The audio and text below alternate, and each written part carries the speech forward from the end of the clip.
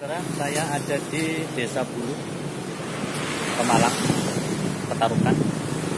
Perjalanan dari Tegal sana hingga ke Pemalang ini, kecepatan angin memang di atas rata-rata yang biasanya tidak sedikit kencang.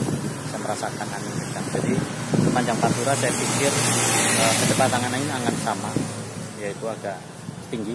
Mudah-mudahan perjalanan dan jika Anda dalam perjalanan ke Pantura juga akan lebih berhati-hati. Dari Bulu Petarukan melapor.